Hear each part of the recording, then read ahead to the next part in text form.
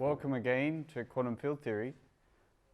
This is the last lecture for the year, and I thought I would take the opportunity at the beginning of this lecture to give a short overview of what we've done so far, and also to give you a perspective on where we're going to go and what we need to do in order to get where we want to go. So we began this course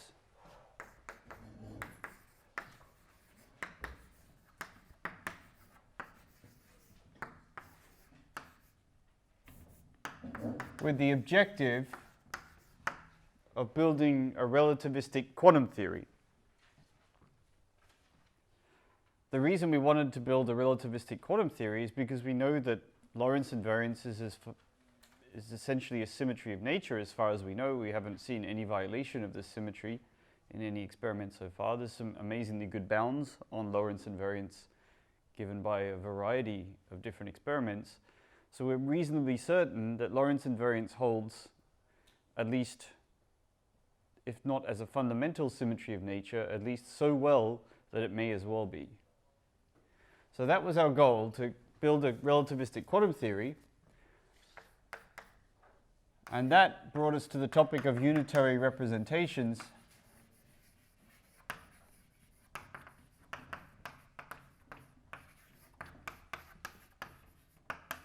of the Poincare group.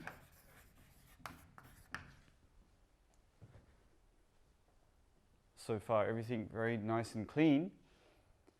We studied these unitary representations a little bit for the Poincare group, and then I mentioned but did not prove some points about the difficulties in obtaining such representations. The Poincare group, being not a compact group, makes things a lot more difficult, as opposed to, say, rotation symmetry, where it's relatively easy to build a quantum theory with rotation invariance. And then, I guess the only way to say it is motivated by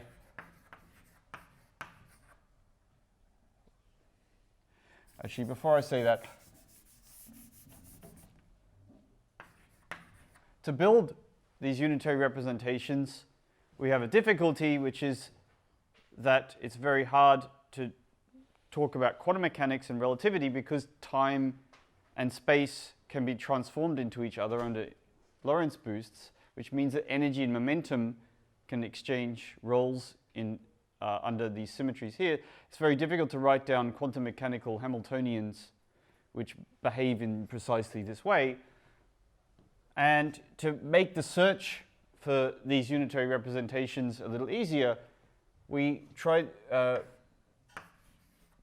invoked the physical principle of locality to help guide our search for some quantum theories that might give representations for these symmetries. So that was the main idea, to use locality. It seems to be a fundamental principle of nature as well. Maybe this helps us write down models. And then motivated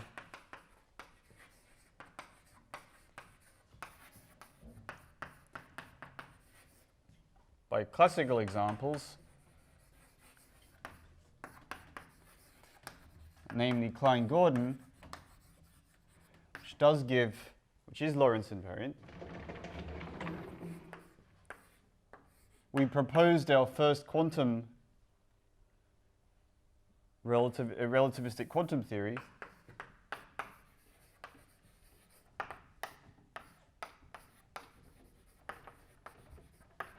namely the quantum Klein-Gordon field.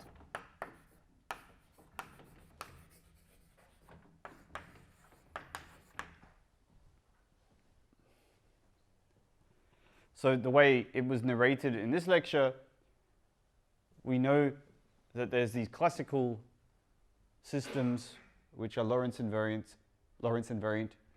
Why not simply guess a quantum theory that looks like one of these classical theories and hope that everything works out? And to a large extent, it actually did.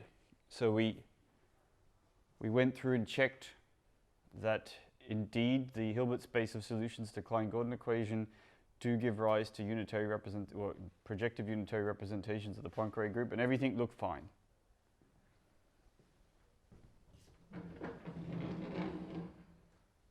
It'll look fine except for one point, which is that the Klein-Gordon field doesn't interact in any sense. And so it's, except as a very, very simplified effective model, not really useful for describing the physics we see around us every day. It has another problem, and that is it's a bosonic theory. And as far as we know, we're made out of something that's not bosonic, namely fermionic. We're going to come to dealing with fermions very soon. So we had no interactions, right?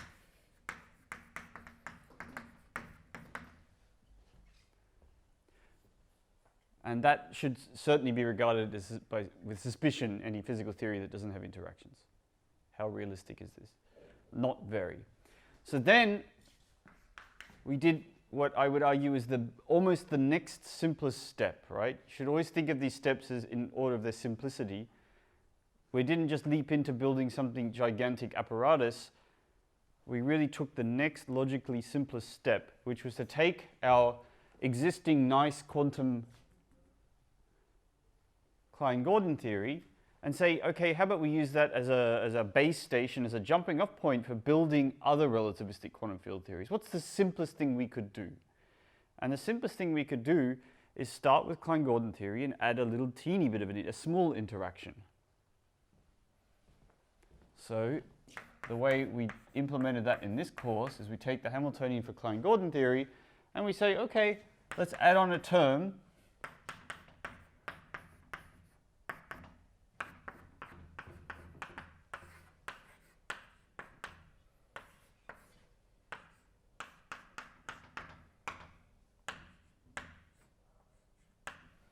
which we know to be Lorentz invariant on the classical side. So we hope that it's Lorentz invariant on the quantum side.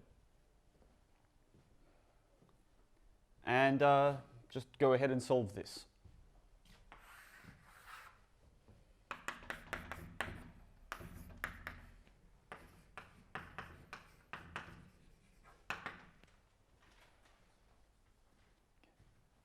So this is, I would hope to argue that these are relatively simple logical steps. Task, build a relativistic quantum field theory. Do so by looking at representations. Find the simplest quantum theory that admits a representation.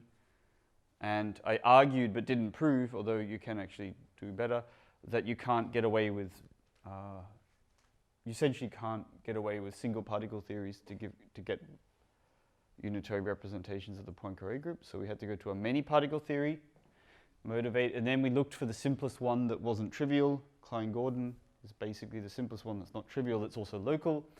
And now we study what happens if we add an interaction. And all the while we knew that we were going to have troubles at some point. In fact, it's kind of, it's a beautiful thing, right? That the Klein-Gordon field is a well-behaved theory. It really exists in a mathematically rigorous sense. It's fantastic that it gives, that we have a theory that's so precisely controlled that we can solve just about every facet of this theory. It's fantastic. But, and then you might hope that, building from that, it might be suitably controlled that we can somehow get it to work when we add interactions. But we knew we were in for problems ultimately, because this theory, modeled with this Hamiltonian here, has the structure of an unbounded operator perturbed, in quote marks, by an unbounded operator. So at some point there was going to be mathematical problems. It's amazing that we got as far as we did. So I'll just write it.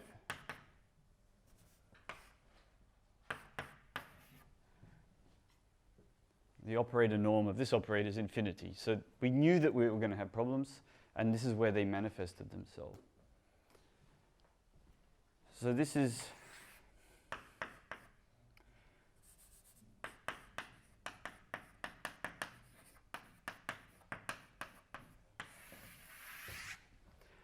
this is the dividing line in this course.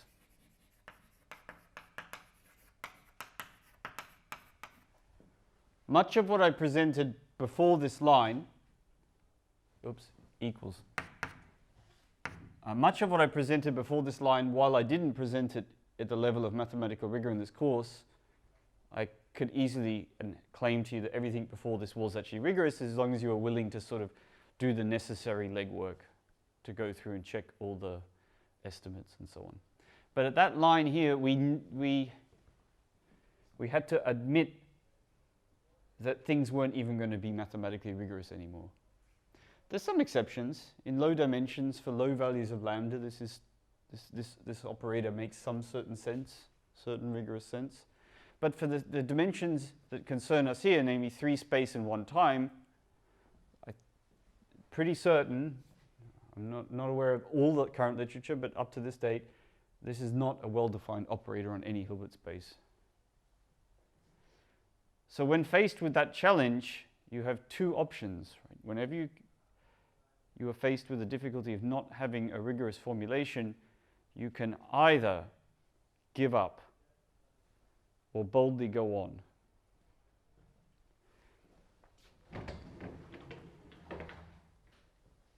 And what our forefathers did in physics was to boldly go on, to use tools outside of the realm of their applicability, of their known applicability. And it's a remarkable thing that they got those tools to work despite the fact that they weren't meant to work. So they got predictions out of this apparatus using tools that weren't meant to work.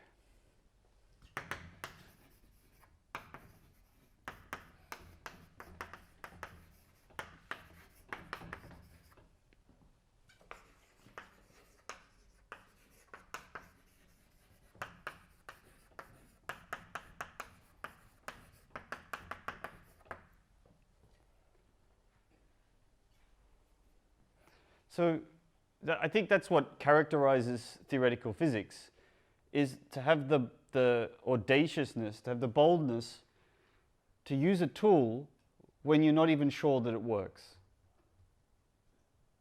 And just to see what happens.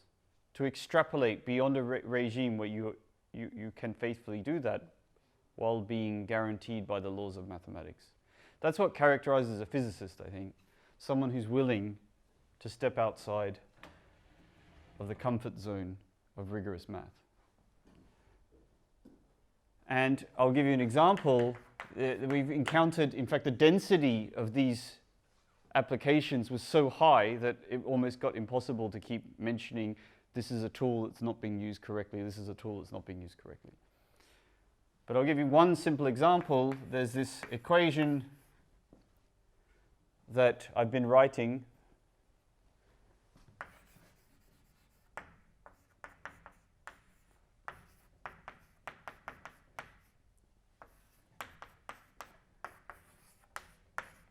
Here's a classic example of a tool being used outside of its regime of applicability. One of the key building blocks of the perturbation theory approach to quantum field theory is that the interacting ground state, the full ground state of the interacting theory, is presumed to occur as some kind of limit as t goes to infinity of the free ground state, the ground state of the Klein-Gordon field, multiplied by the time evolution operator of the full theory. Now, for finite dimensional systems, you can make some sense of this equation. In fact, you can make no sense of this equation. This limit doesn't exist for finite dimensional systems. This is oscillatory. There is no limit. However, for systems with an absolutely continuous spectra, this equation does make good sense, and you can actually deal with this and use this as a tool, certainly for single or few particle systems. But in the regime that we are working, we have no right to expect this equation to even make any sense whatsoever. Another example of a tool pushed far, far beyond its regime of applicability is interacting momentum eigenstates. I mean, there's just so much wrong with that sentence already, right? A momentum eigenstate is not even a thing, and that whether or not these things exist in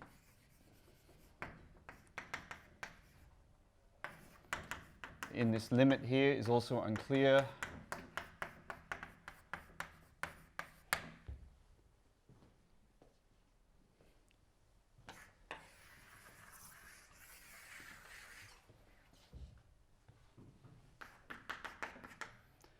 And finally, of course,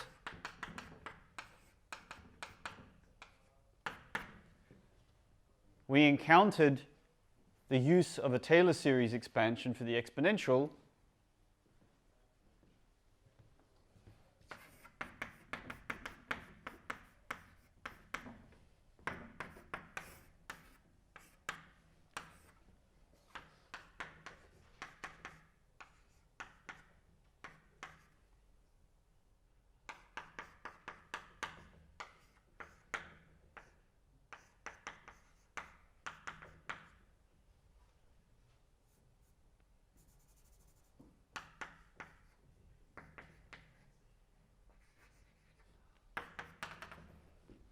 we expanded this propagator in a Dyson series. You don't need to write this down. This is just an example of the use of a formula outside of the regime of its applicability. This series here, for finite dimensional Hamiltonians, certainly converges. You can prove that this converges using norm estimates. But when it comes to infinite dimensional operators that are unbounded, the generators here, you can no longer expect that to converge in general. So these are, I think, actually those three boxes there are the three, essentially the three tools that we've used outside of the regime of their applicability to build an expansion for the quantities we've been interested in. And each of them goes wrong. And I mean, if you stick in things and work naively, then you will be able to produce counterexamples to all three of these things.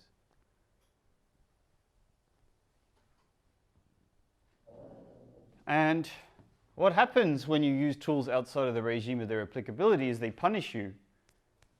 And they punished us. We encountered infinities in quantities that ought to be finite.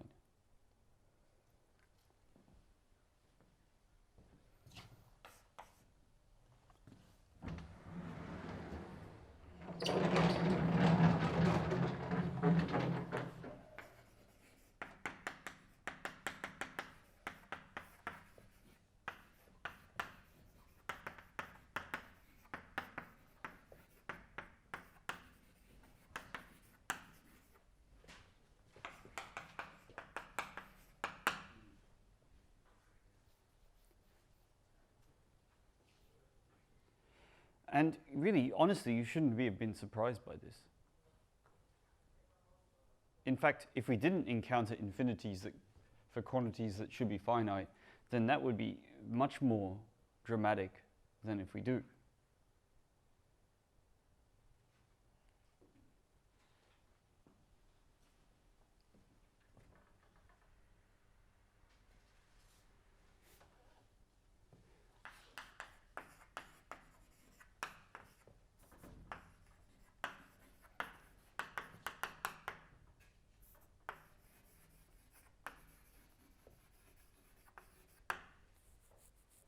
So the first observation to make about these infinities in quantities that ought to be finite is that some can be trivially removed. And I think the best example here, by far, is the shift of the ground state energy, which we had to invoke to talk about Klein-Gordon theory as a quantum theory. We already had to invoke this shift of energy by an infinite constant in order to talk about the Klein-Gordon field. We exploited that we can do that, and that has no measurable consequence. I mean, you can get away with that by using things called derivations, and you don't have to worry about that anymore. But if you want to talk about operators, you need to worry about shifts. Now, that's okay. A shift like that in an unobservable parameter is fine. It's operationally fine, let's say. Of course, if you include gravity, then all bets are off because that becomes an observable quantity. But we'll try and work without gravity, although I guess it's modern. Our modern understanding is now that gravity is somehow built into all quantum theories, which is a very interesting story, interesting piece of work in progress that I can't talk about in this lecture, but would love to. Some can be trivially removed. Some infinities. So such an infinity has no operational consequence.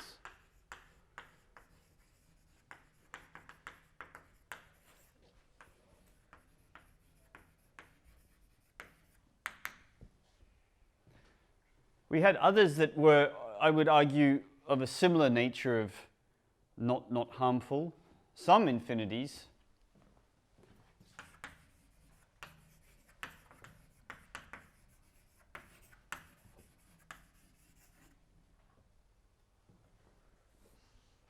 can be factored away, also in a sense by rescaling unobservable quantities. So the example that I would give there is the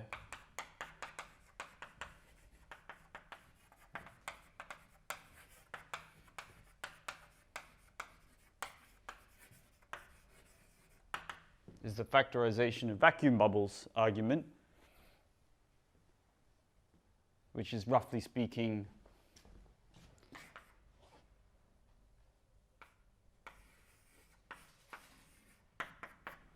saying something like that.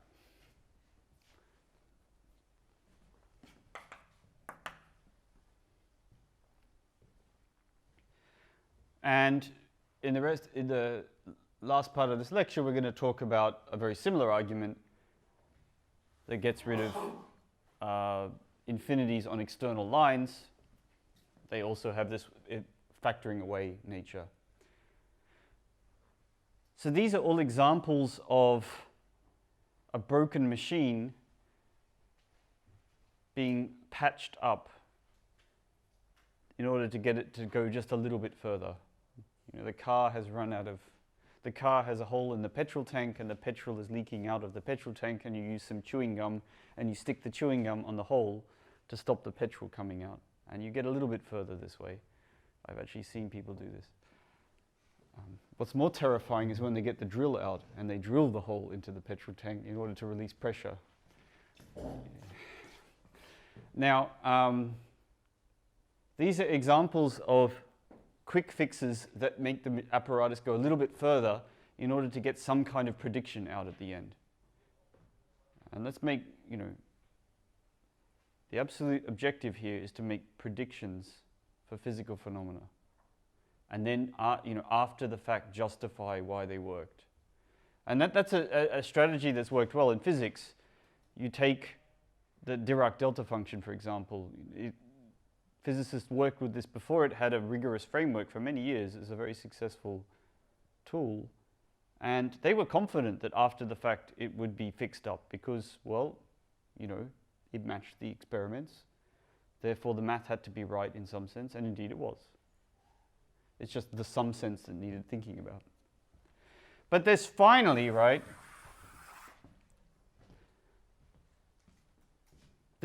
these broken tools will give us some infinities that won't go away.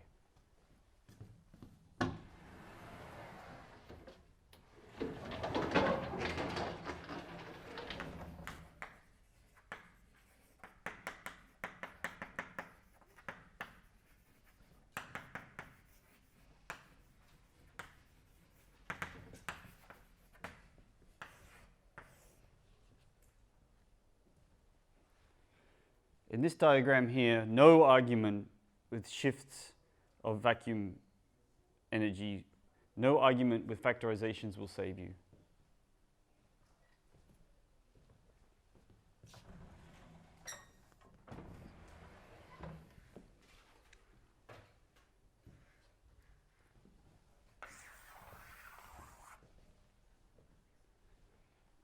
And this should convince you, finally, I hope, when you write down something like this and you get an infinity, that maybe that was wrong.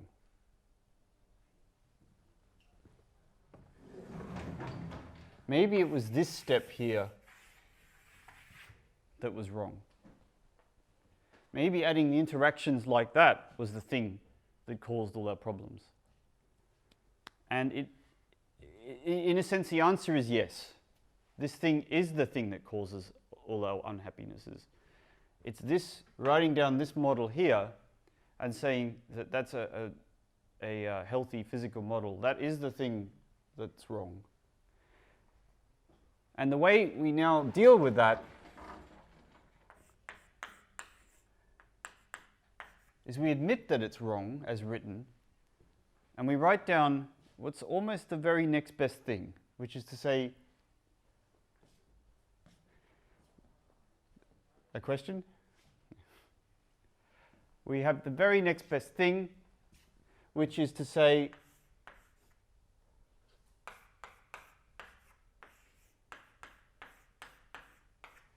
this is really a family of models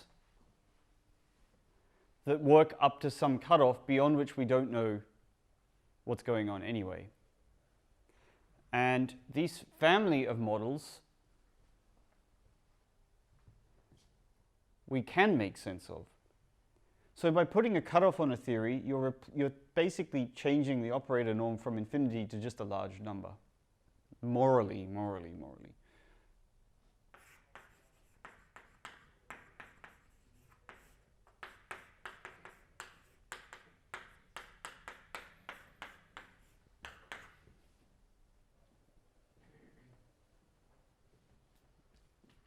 So as soon as you make the operator norm of some operator finite, well then actually everything converges and everything will be fine.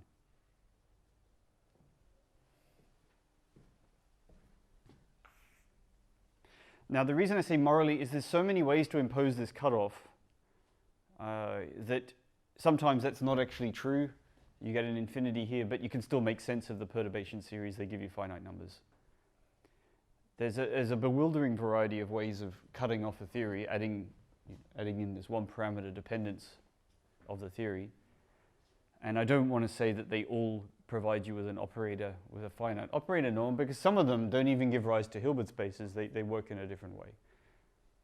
But we've gradually understood, and this is what will be the content of our next course, how all of these different ways of cutting off a theory are in fact all related. And that's due to Wilson and the renormalization group.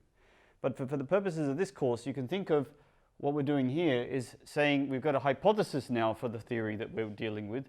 It isn't just the theory with one value of lambda, but it's a theory where it's a family of theories depending on some extra additional parameter lambda that has the effect of cutting off the theory like this. Now it's perfectly fine to write down such theories. I'll give you an example in a second.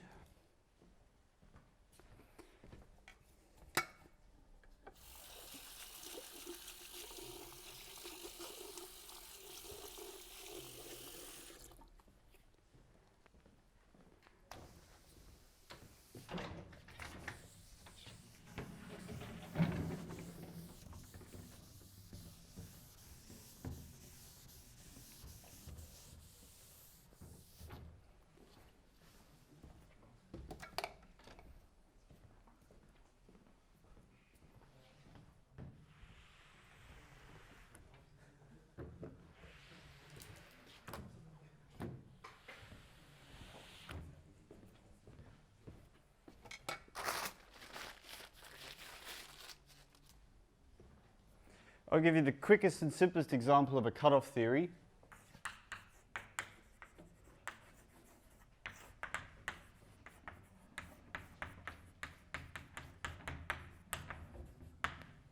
The cutoff quantum harmonic oscillator.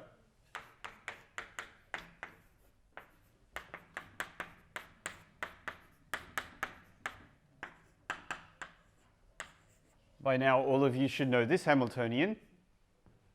It's the quantum harmonic oscillator. That's an unbounded operator. We could definitely argue that we haven't observed an energy beyond some largest energy, right? There's got to be a cutoff or a limit to the energies we've observed in the universe, because our experimental apparatuses couldn't write down all the digits of the largest energy we've ever observed. There's some kind of limit. So effectively, we could model all the physics of the universe not with this operator,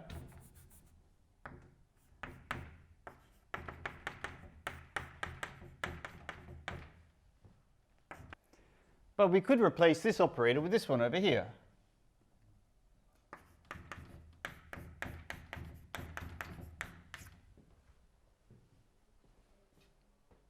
I should put a half in there, I suppose.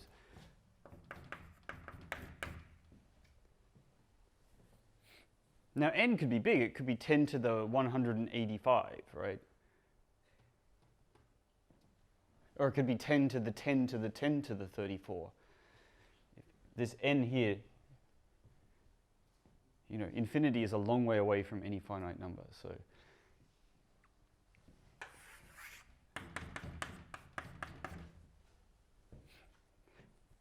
And that operator's got a bounded operator norm.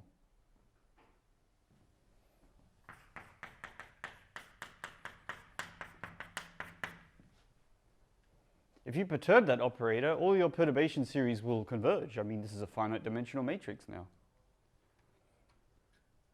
Everything is beautiful with this operator. And it's even matches every observation we've made of quantum harmonic oscillators ever. Because it really is exactly the quantum harmonic oscillator up to some extraordinarily large value of n. So there's an example of a cutoff Hamiltonian and how things become beautifully well behaved.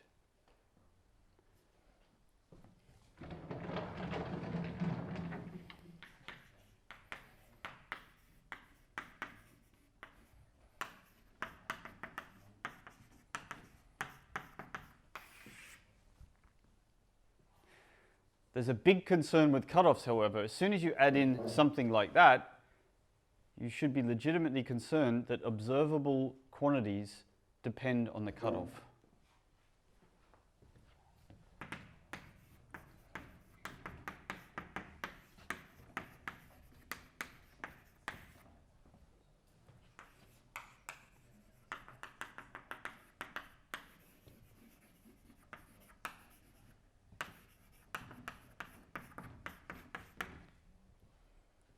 Well, what if? The answer is it's bad. They shouldn't depend on the cutoff, unless you think on physical grounds they should. You know, with a material like a solid, you know that physical quantities ought to depend on the cutoff when they begin to probe the lattice structure of the atoms making up the material. So that's okay. Now we're talking about dependences which are, for example, the pressure of the gas inside the box depends on this cutoff lambda. That would be bad, right? That would make the theory not well defined.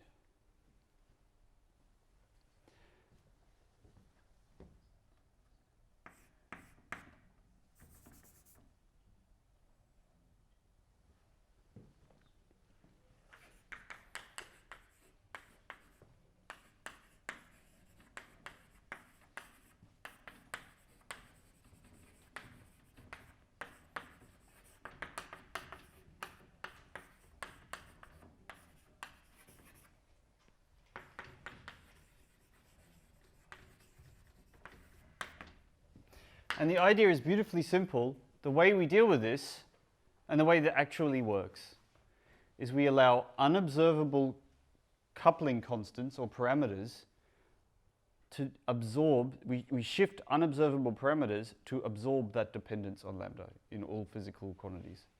That is the answer. That's what renormalization is.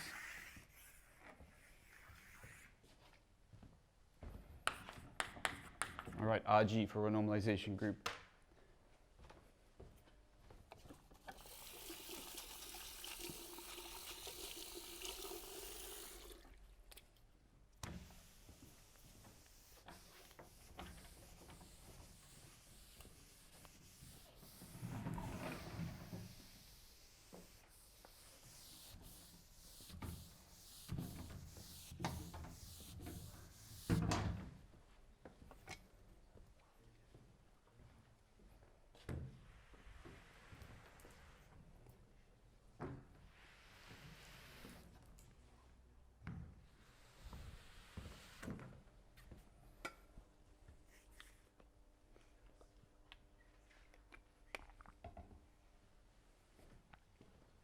So I'll give you an example of what this looks like in practice.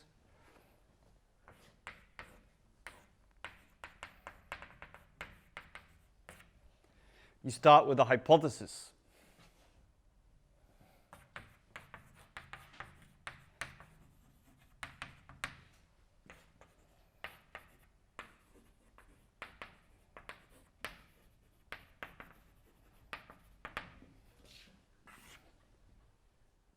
A hypothesis takes the form of a Hamiltonian that depends on some coupling constants that are free to be fixed by experiments, right? That's key words here, fixed by experiments.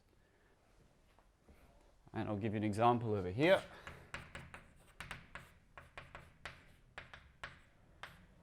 Lambda m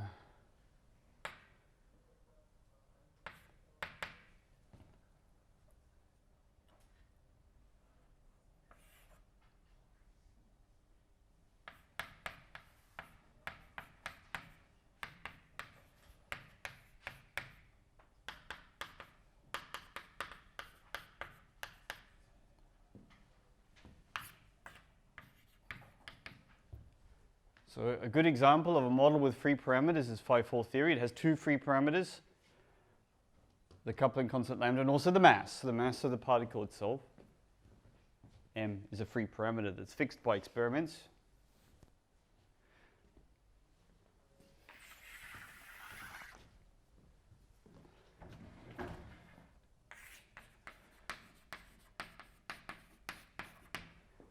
Everything goes wrong, so you add a cutoff. That gives you a new family of models that depend on an extra parameter, lambda, the cutoff, this unphysical thing here.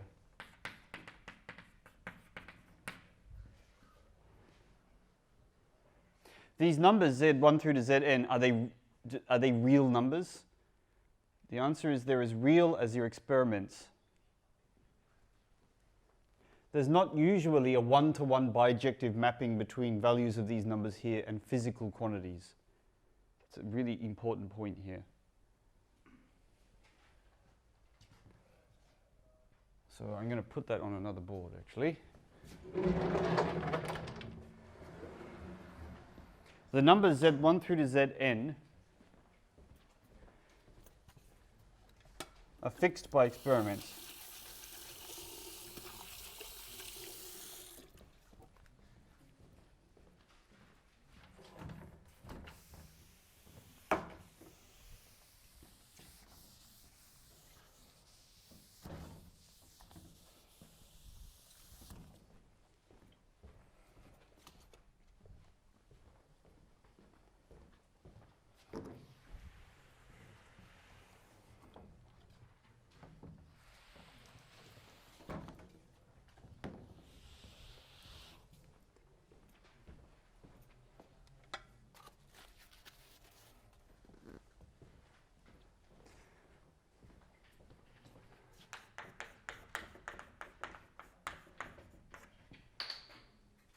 And whether this model is well behaved or not, let's assume it's well behaved.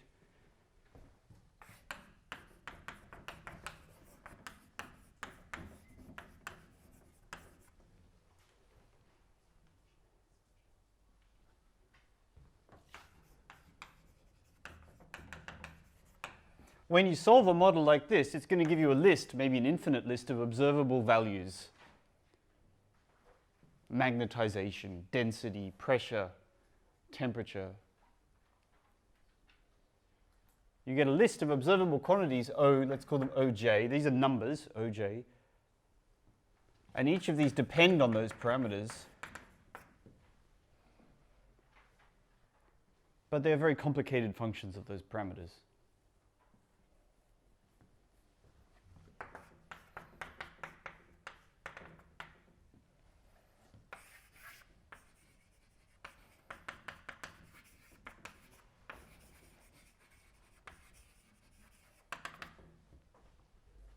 Now, an example is the difference of the first eigenvalue and the second eigenvalue of a Hamiltonian. That's an observable quantity. It's a spectral gap.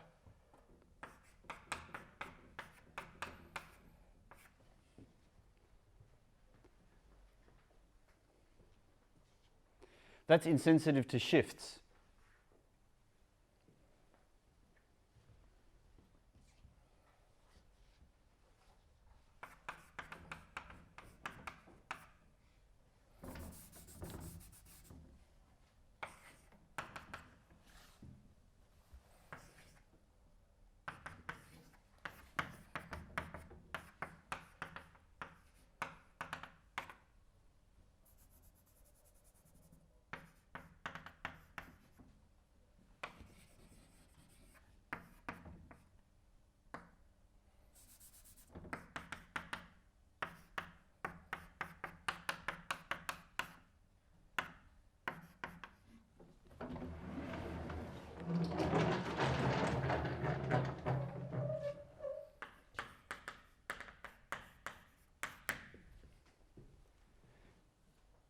So here's an example of where a parameter doesn't directly map bijectively onto a physical quantity.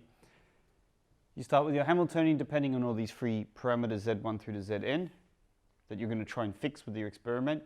You compute a list of observable quantities which obviously depend on z1 through to zn, but in a horrendously complicated way. I mean, they come from diagonalizing a matrix, and they're at least high order polynomials, if not transcendental functions. And then to highlight that the dependence may not even be one-to-one, we could consider the dependence on, say, the coupling constant which multiplies the identity in the Hamiltonian. So if your Hamiltonian depends on the identity term and like the rest of the stuff, then the observable quantity, which is this spectral difference here, does not depend on z1 at all. I mean, you can shift it arbitrarily. And in fact, no observable quantity depends on z1. So the map from parameters, so if you think of this as like the manifold of parameters that you're allowed to shift in your model, this is like some smooth manifold. You're allowed to go in the z1 direction, z2 direction, z3 direction. The map from this space to the manifold of physical quantities is some bizarre nonlinear map that collapses things, and it's very, very strange map.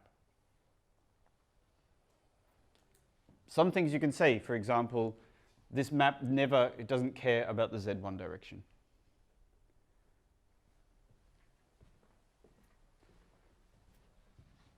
So if you add a cutoff to your theory, and then you write out your list of observable physical quantities, then the first thing you will note, of course, is that as we've added a cutoff, there's going to be some dependence of the cutoff in our physical observable quantities. That's a trivial statement, right?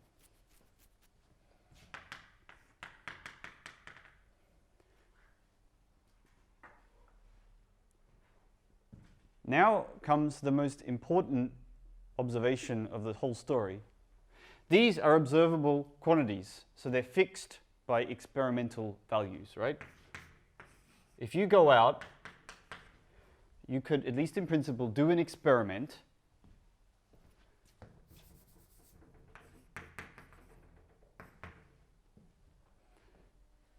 and you could fix every one of these observable quantities by your experiment. So you could first check the spectral difference between the ground state and the first excited state by some interference. You could excite a particle, do some interference experiment, get that difference there, and so on. You could imagine doing all these experiments up to infinity that fixes all these OJs, all these complicated functions of the parameters z1 through to zn.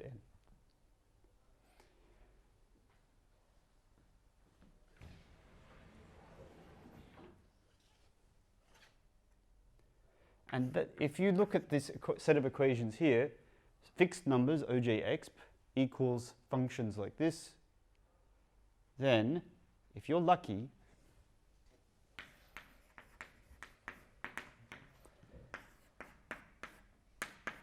you might be able to allow these coupling unobservable quantities, you might be able to solve for them in such a way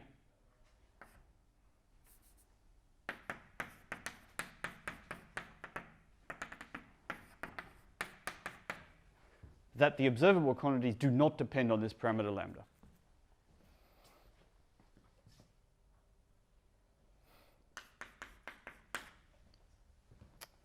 All right.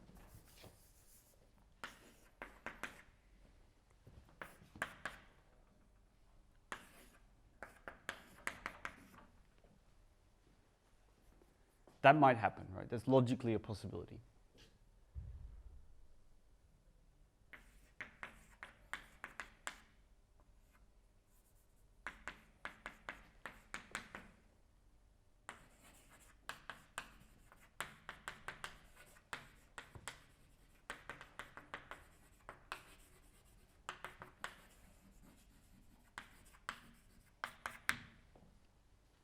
you might be able to find a family of parameters z1 through to zn, which have to depend on lambda, such that all observable physical quantities don't depend on lambda.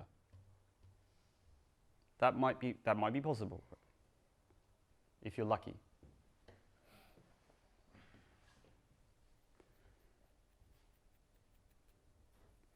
And if you can do that, you call your theory renormalizable.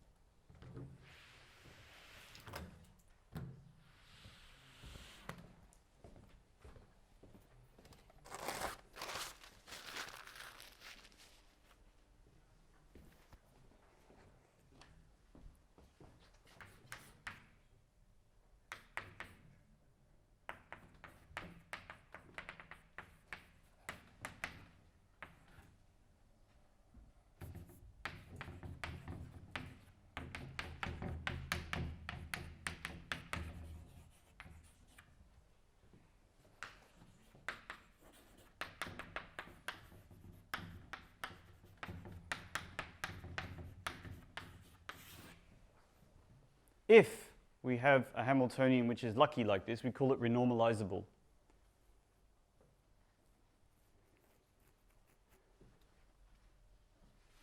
This is a huge constraint, right? Not every theory is going to be lucky, but some might be. Very constraining.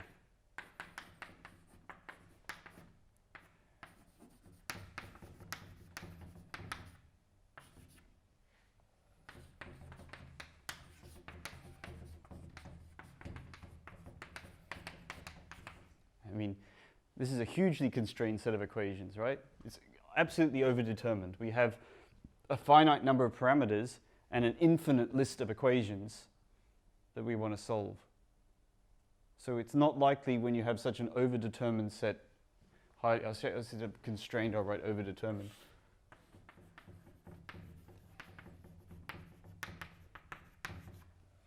It's not usually the case that when you have an overdetermined set of equations that you can find a solution, but there are. I claim there exist lucky theories. These are renormalizable theories. And 5-4 theory is indeed an example of such a theory. And renormalizable theories are as good as having no cutoff.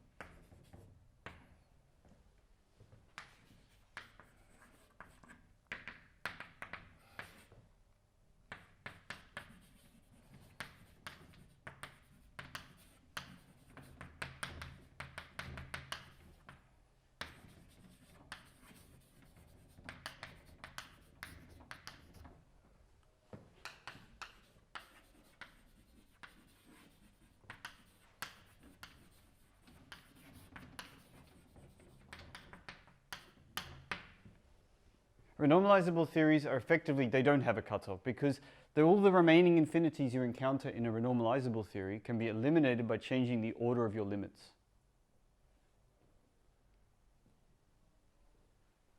So all the infinities we've seen so far stemmed from the cutoff being already infinity, there being no cutoff. So we took the cutoff to infinity, then computed our physical quantities.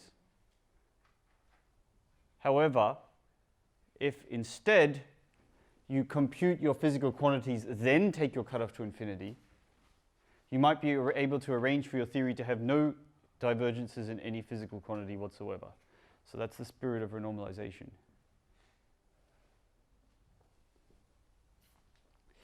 And it's in that sense that our ad hoc calculations and removals of infinity should be understood. What we're going to do is we're going to throw away first all the divergences, infinities on things that aren't observable, be left with the ones that are somehow observable, then impose a cutoff, then eliminate these final ones by rescaling unobservable parameters,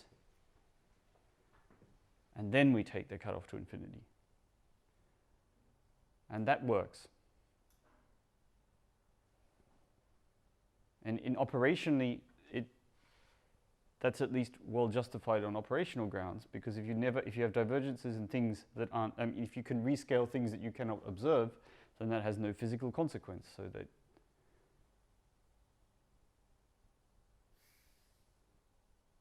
that's okay. Yeah, question? Yeah, it's always possible to find these unobservable shifts to use these renormalization things and shut up this infinity. Is it always possible? Is that your question? Yeah. The question is it always possible to shift unobservable parameters to get rid of infinities? Answer, almost always no. In fact, that's why we focus on phi-4 theory, because there it is possible. But for phi-6 theory, it's not. If you write down linear gravity, linear plane gravity, the first linear approximation to Einstein's equations, in 3+1 space-time dimensions, and you try and run this program, then it does not work. But if you write down QCD, quantum chromodynamics, as a perturbation of a linear theory that we're going to write down in the next course, this program does work. The standard model, which you've heard about, is a very complicated implementation of all of this, where the base Hamiltonian is comprised of lots and lots of free theories. There are all these interactions that are added, and then this program is implemented to shift all these unobservable parameters to lead to quantities that don't depend on the cutoff. And the standard model is basically the most general model you can write down where this program will work. If you were to add one more interaction term, if you added a parameter in the standard model Hamiltonian, you added another interaction, poof, everything would explode. So it's very, very, very highly overdetermined set of equations you have to solve, and it's very rare that you find a solution. And when you do, you call them renormalizable. And theories that don't, where this doesn't work, like gravity, are called not renormalizable. And there you know you need something new. But for renormalizable theories, this works.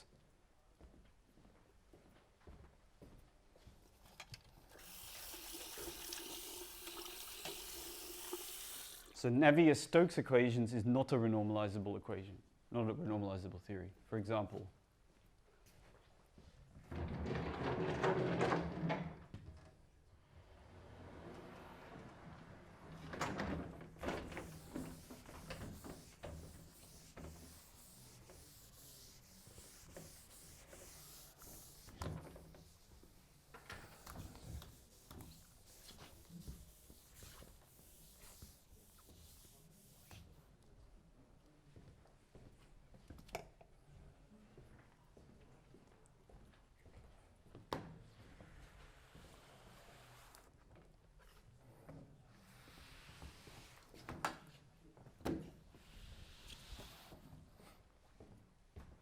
so it's in this context that our ad hoc calculations should be understood. Our ad hoc calculations that we've been doing so far are an attempt to factorize out as many infinities that you can deal with shifts, simple shifts, to leave us with the infinities that we have to deal with cutoffs.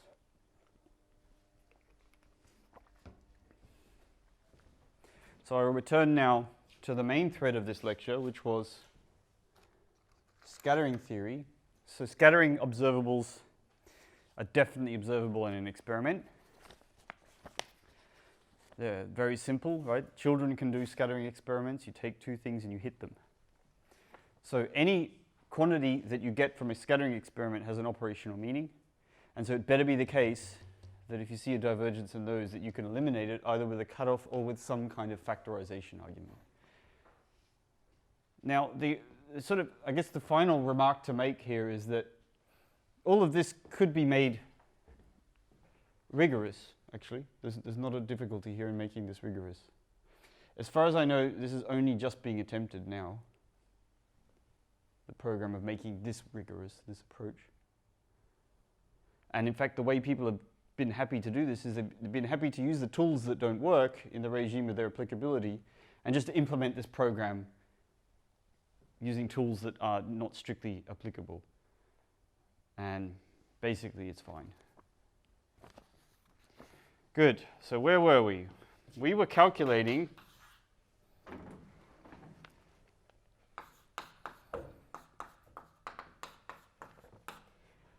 quantities like this.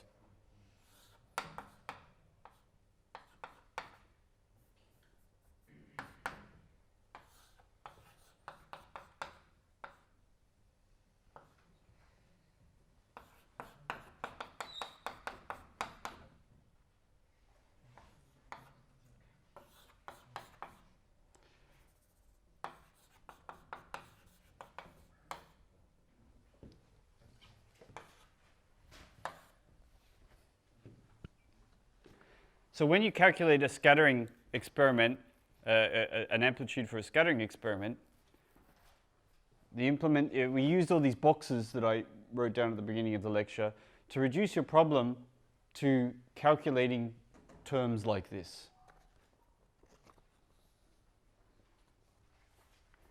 And we had this generalized Wick's theorem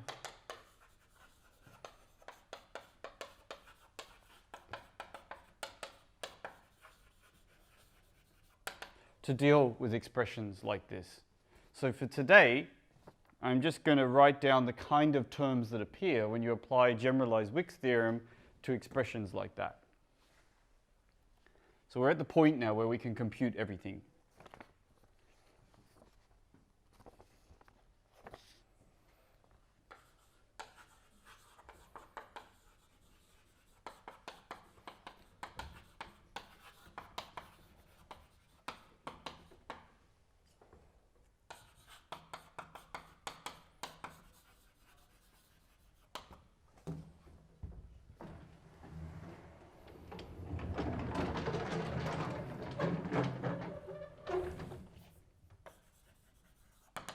Okay, there's going to be three different kinds of terms that we're going to encounter in doing Wick's theorem to this quantity here.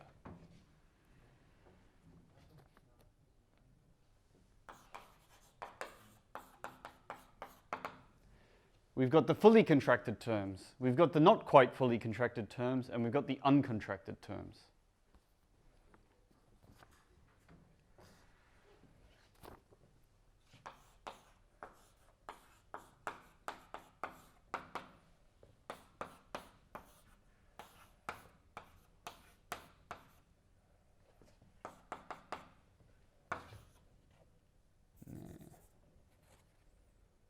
Yeah. Fully contracted terms.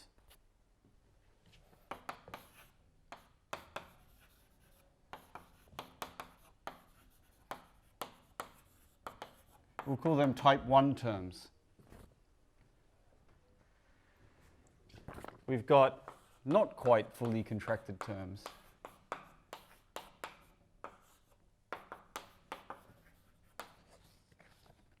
We're going to call them type 2. I'll write out a couple more. You can see that that not quite fully contracted term is actually the same as that one, right?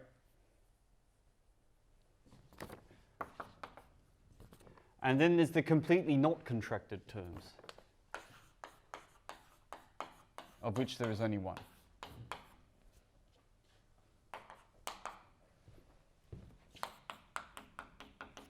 That's a type 3 term. So when we apply Wick's theorem to the thing inside the expectation value up there, we're going to have to cope with three different kinds of terms. And they will lead to three different kinds of diagrams. Remember, a diagram is just an integral.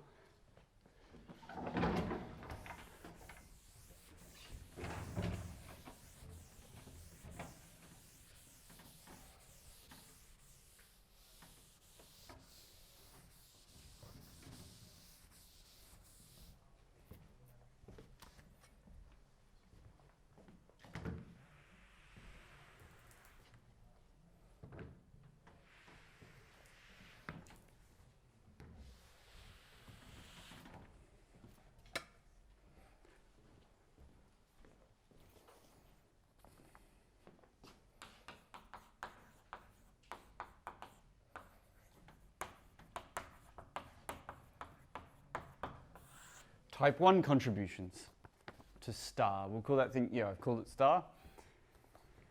Look like minus I lambda on 4 factorial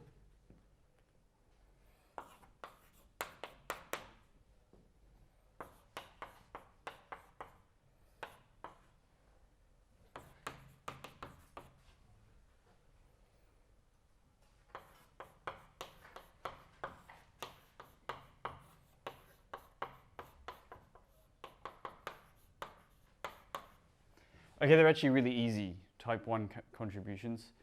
This is just a number. It's just a complex number. So we just get an inner product between momentum eigenstates. So diagrammatically, we have a diagram for integrals over 4 copies of a field operator contracted. We have a picture for that. It's this there, that's exactly the diagram representing this integral. And of course we have some delta functions here.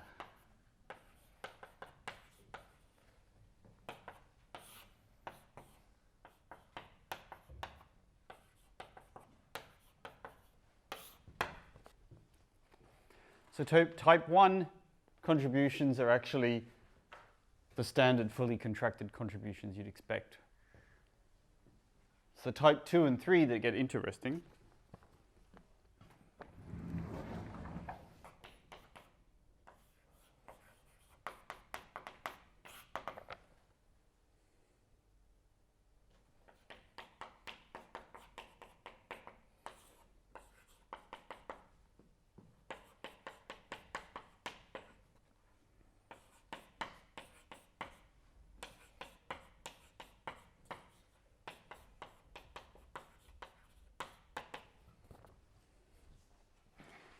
And actually it gets kind of quite complicated.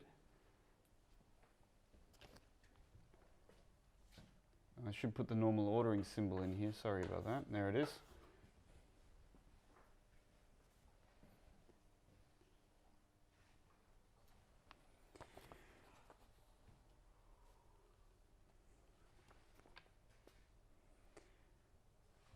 Here we have to cope with the fact that we might contract to the right, we might contract to the left, or we might contract a bit to the right and a bit to the left. So there's quite a lot of possibilities here.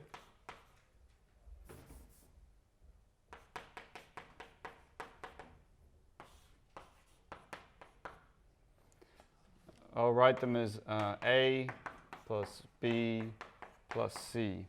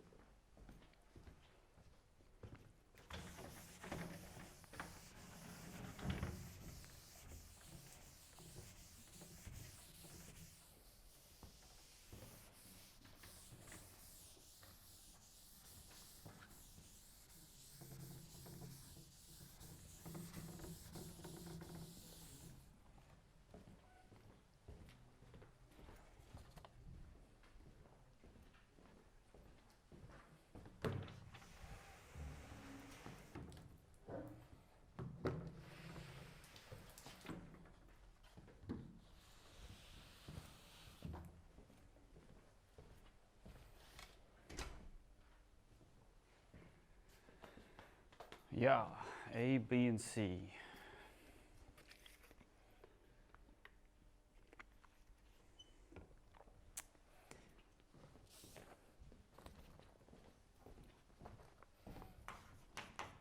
So A terms look like this. Okay, you've got that contraction straight up coming from the fact that it's partly contracted. Plus you have this.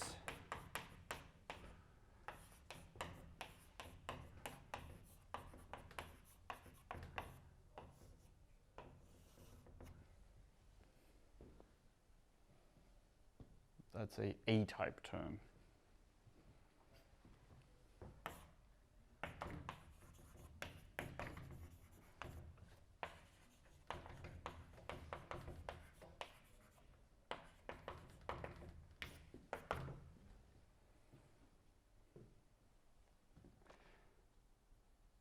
So there's several A-type terms. A-type terms have contractions only to the right. Then we have B-type terms.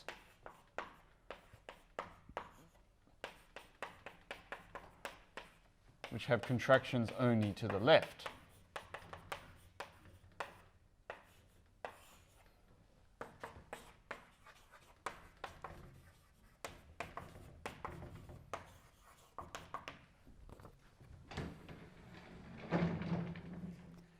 And we have C-type terms.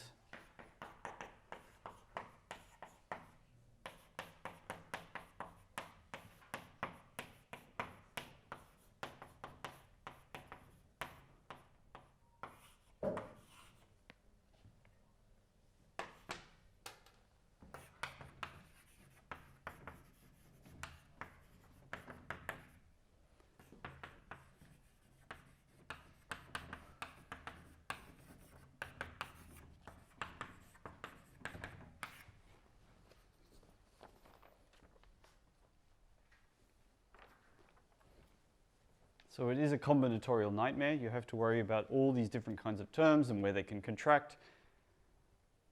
But that's it. That's what all the terms are. You can't argue with that. That's combinatorics. So once you've enumerated all these possibilities, you could either leave it in this highly notationful form, or you could develop a diagrammatic representation for each of these terms. And if you do, then you find that you can draw all these terms of types A, B, and C as a sum of diagrams. So there's a way to do this. I guess we'll call this next part here star star.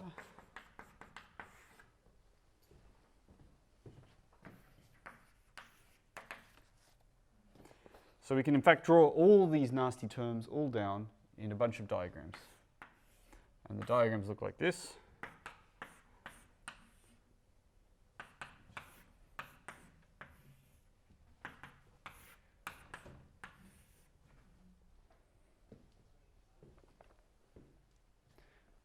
All those terms you can check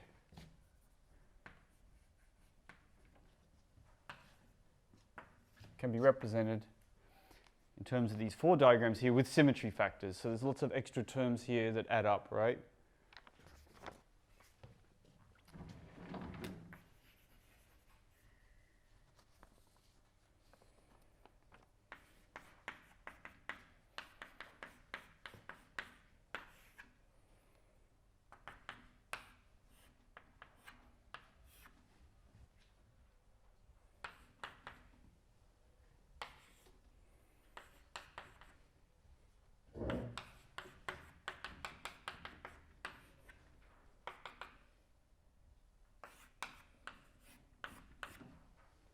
And that's the diagram we're using for those contractions.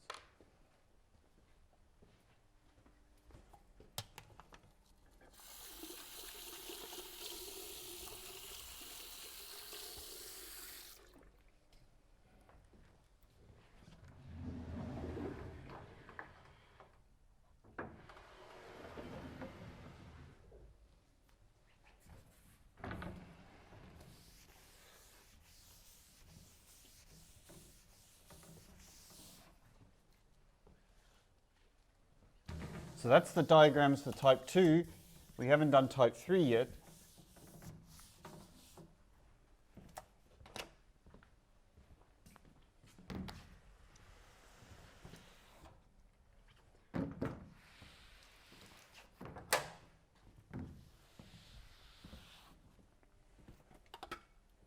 Here they come.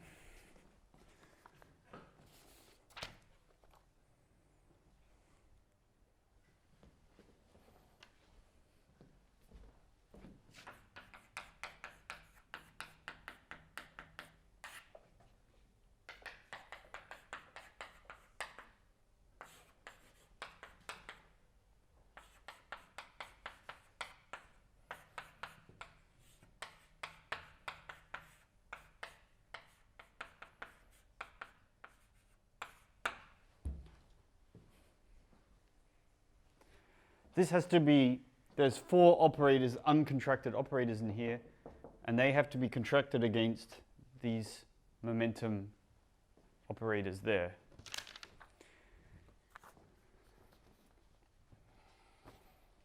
And if you want to work out this integral, it's not so difficult. You can just work it out as an integral without even bothering with diagrams and so on.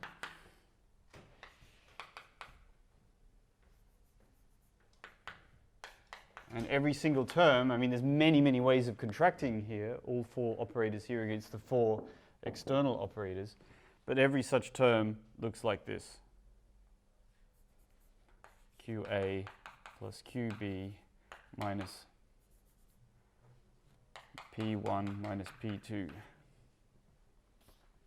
times X.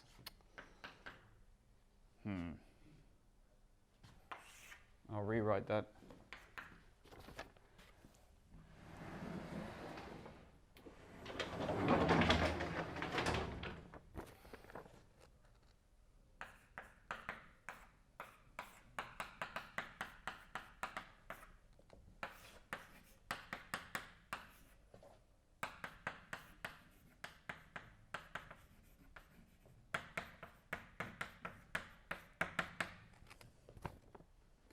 So when the dust settles, when you work out all the contractions coming in from that expectation value there, you see that they all, in fact, equal to this integral here. It's a pretty easy integral. Just imposes momentum conservation.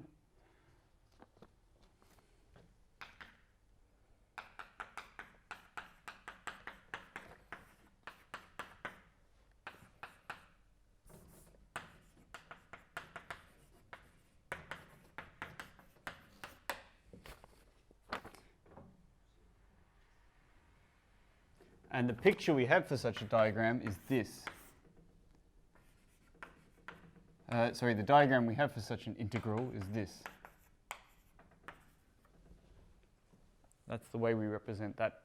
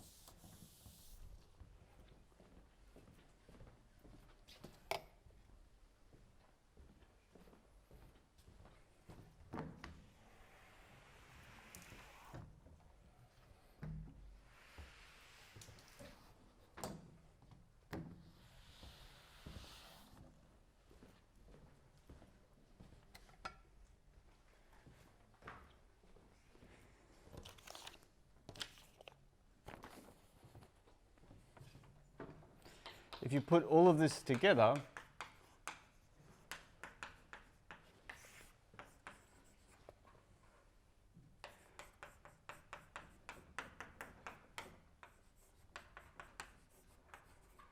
we can write a diagrammatic expansion which just means sum of integrals for this T operator here. And the answer is this.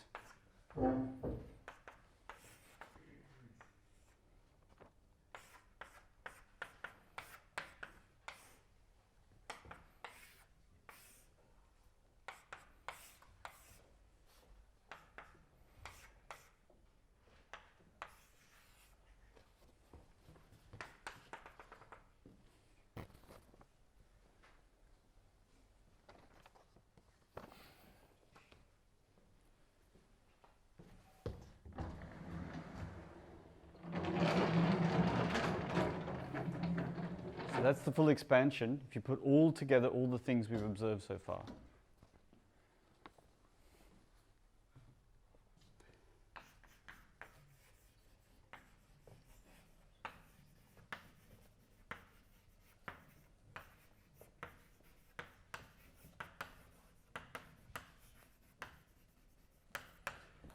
And in this expansion, if you keep adding up terms in the Taylor series, applying these generalized Wick's theorem and drawing pictures down for the integrals, you'll always encounter 3 types of diagrams.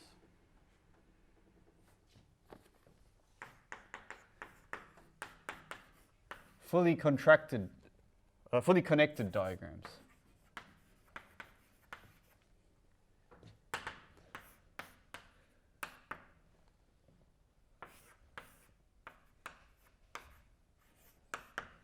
Fully connected diagrams look like this. I guess that could be a Feynman diagram, so I'll turn that to an ETC.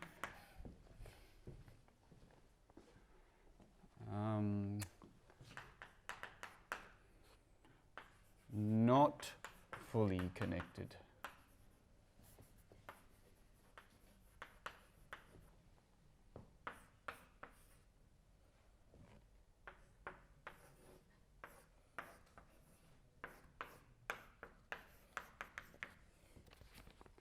And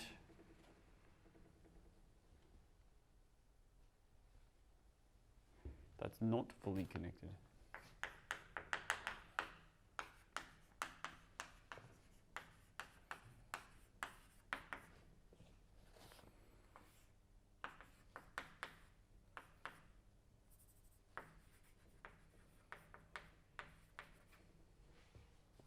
And the third type are fully connected but multiplied by vacuum bubble.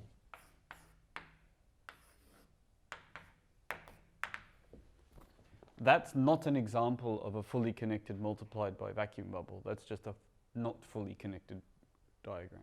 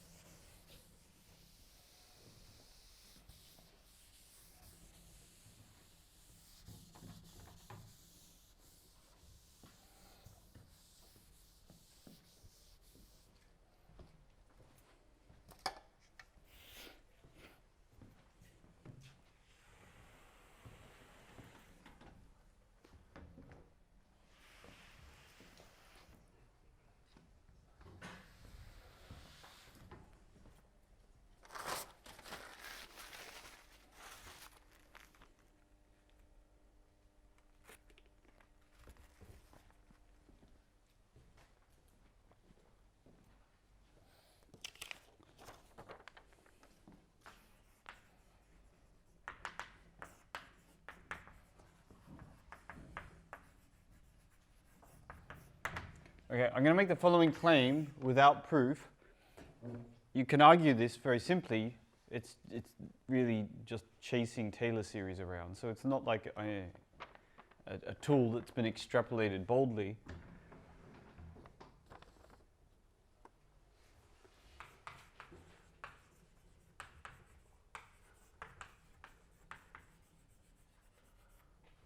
And that is the products of vacuum bubbles and fully connected diagrams.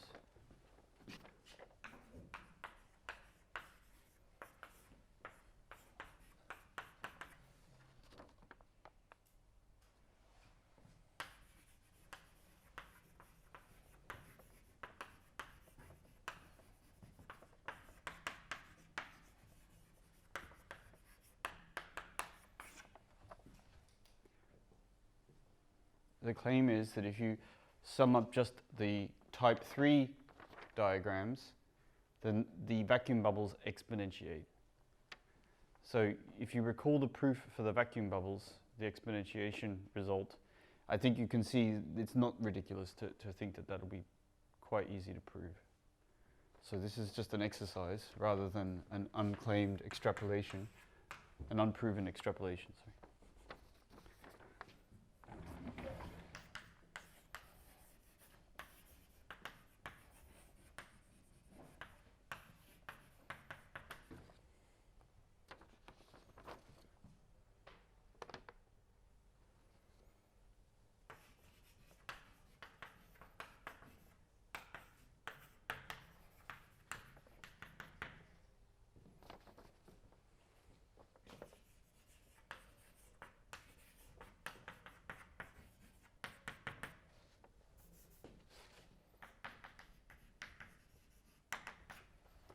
And there's a further claim that the only diagrams that actually contribute to the S matrix are of type 1, which are to say fully connected. All these diagrams don't ultimately connect.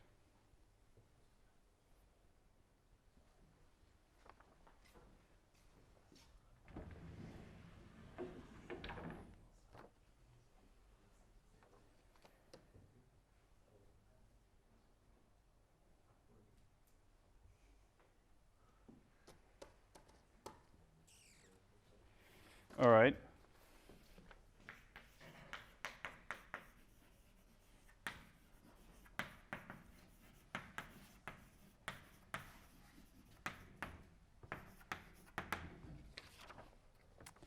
But there are still actually problems, because there are fully connected diagrams which have divergences on them.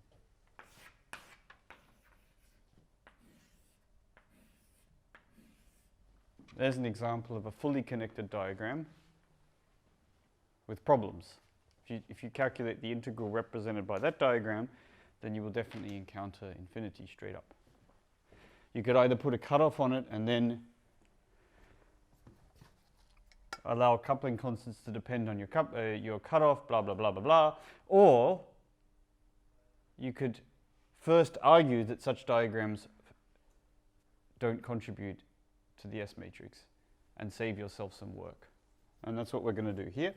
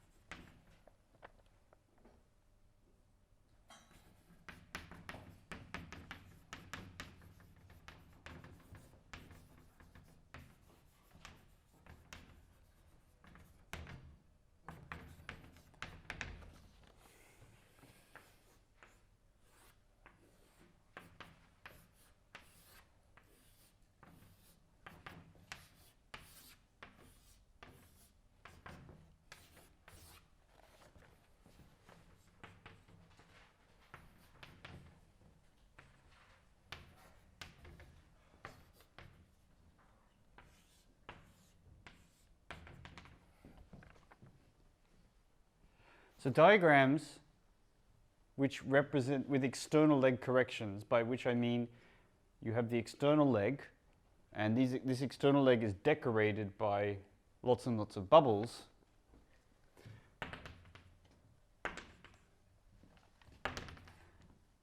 And they're all defined by the fact that you can cut them from the main body of the diagram with one cut. Diagrams such as that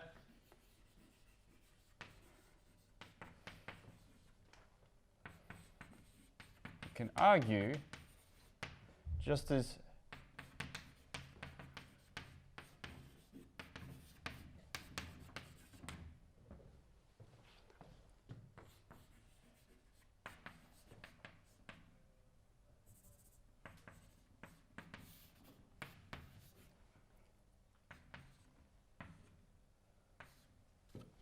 represent the process where you project the external momentum eigenstate onto the interacting external eigenstate.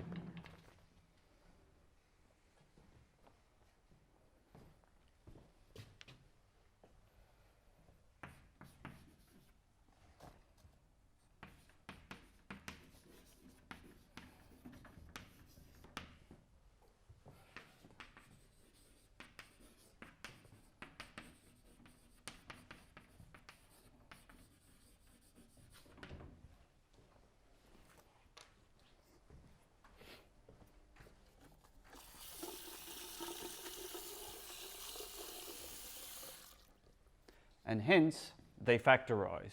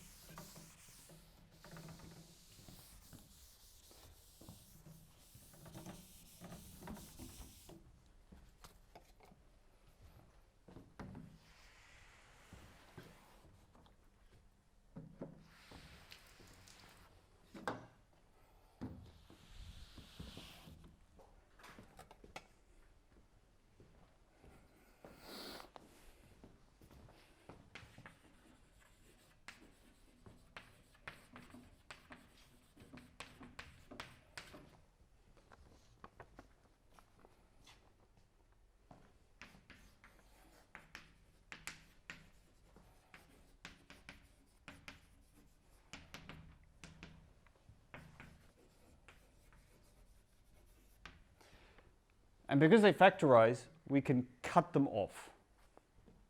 Not in the cut-off sense, but as in with a pair of scissors, cut them sense. So to distinguish that, we're going to define something called an amputation procedure. You take some diagram with external leg corrections.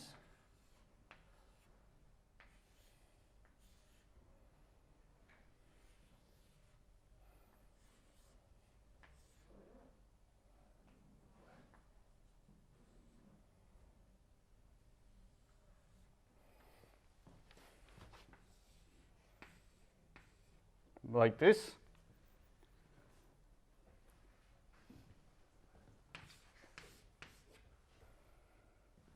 This is a case where watching the video is probably better than writing it down. You take a diagram like this, and you define the amputated version of the diagram by cutting it in exactly one place per external leg. To make this more interesting, we can't amputate this thing because there does not exist a single cut between this and an external.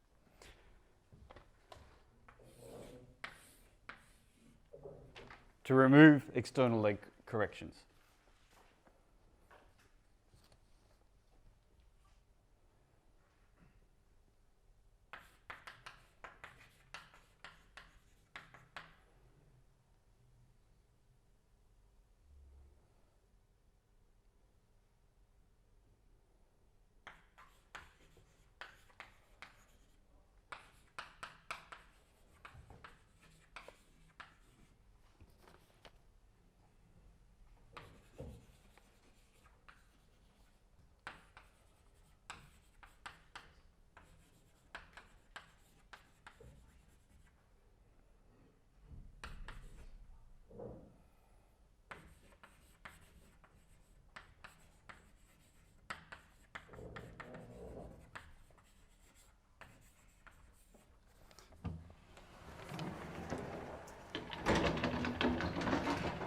So the amputation procedure is draw a down diagram, and for each external leg find the point where you can cut the diagram to remove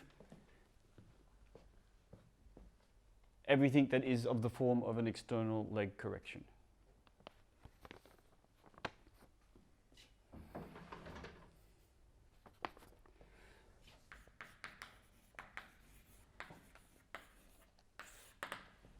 This leads to the final rule for calculating scattering amplitudes with Feynman diagrams.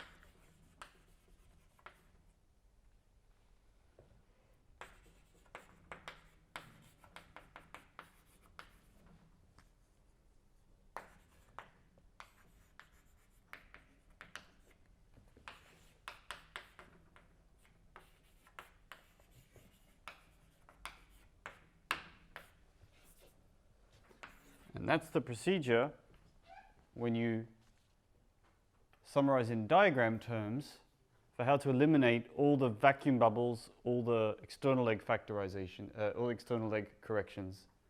To summarize them all in your large Taylor series,